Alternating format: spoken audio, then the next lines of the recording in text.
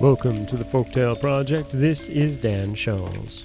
This week we are starting with the first 3 stories in the story of Harold Fairhair. So far, the young king has been born, and now he is about to get and meet his first thrall, and he's gonna start hearing stories. This is the Tooth Thrall. When Harold was 7 months old, he cut his first tooth. Then his father said, "All of the young of my herds, lambs and calves and colts that have been born since this baby was born, I give this day to him. I also give to him his thrall, Olaf. These are my tooth gifts to my son." The boy grew fast, for as soon as he could walk about he was out of doors most of the time. He ran in the woods and climbed the hills and waded in the creek. He was much with his tooth thrall, for the king had said to Olaf, "Be ever at his call."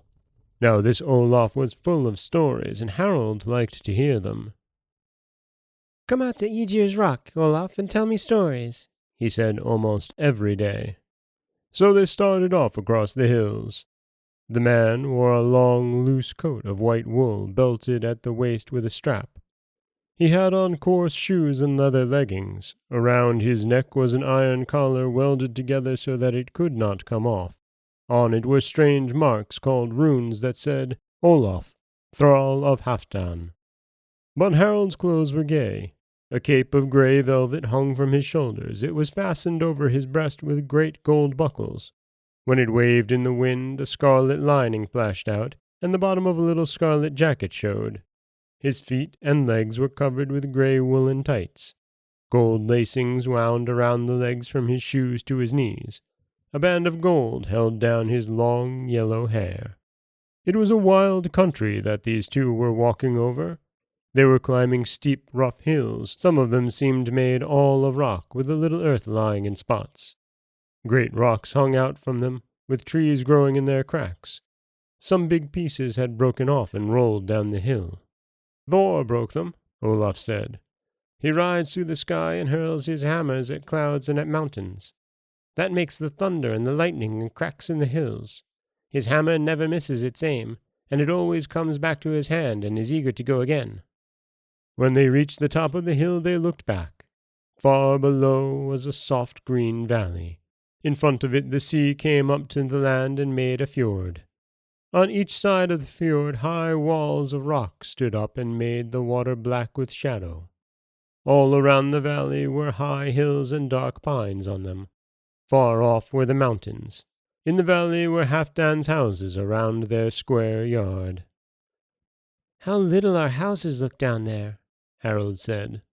"But I can yes, I can see the red dragon on the roof of the feast hall. Do you remember when I climbed up and sat on its head, Olaf?" He laughed and kicked his heels and ran on.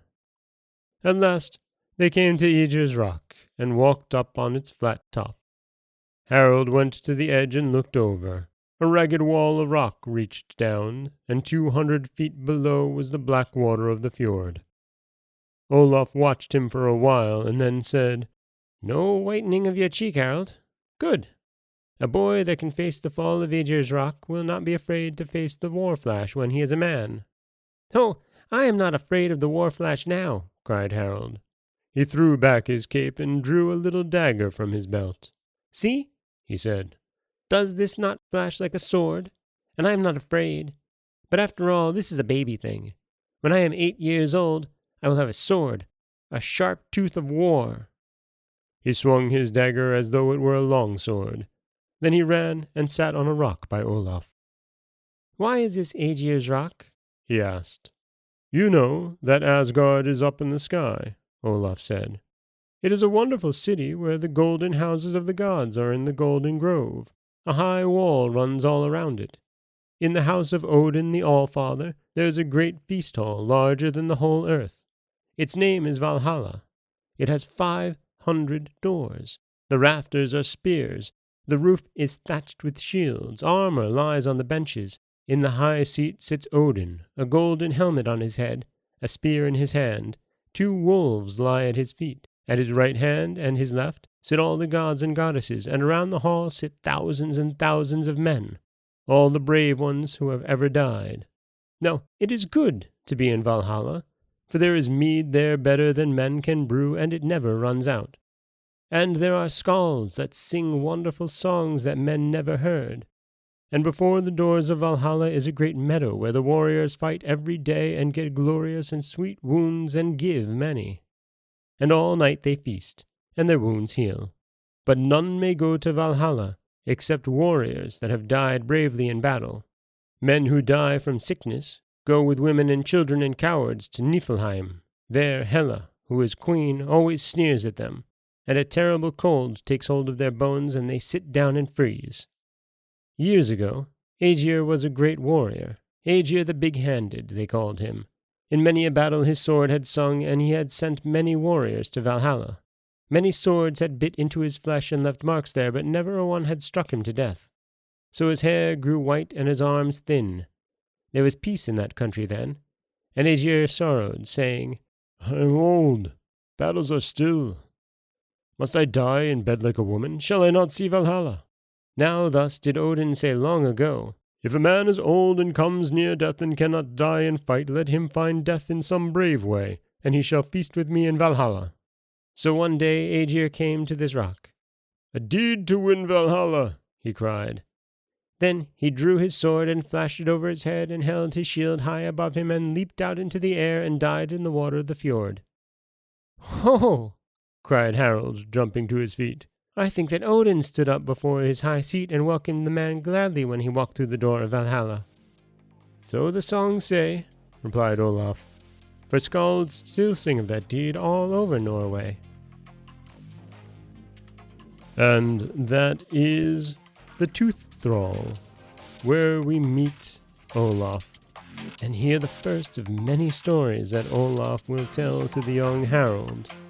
Stories told by the skalds, and stories that Harald gladly welcomes. This is Dan Schulz for the Folktale Project. Don't forget that you can subscribe to the podcast on Apple Podcasts, Stitcher, Google Play, Overcast, anywhere you like to get your podcasts. You can follow us on Twitter at Folktale Project.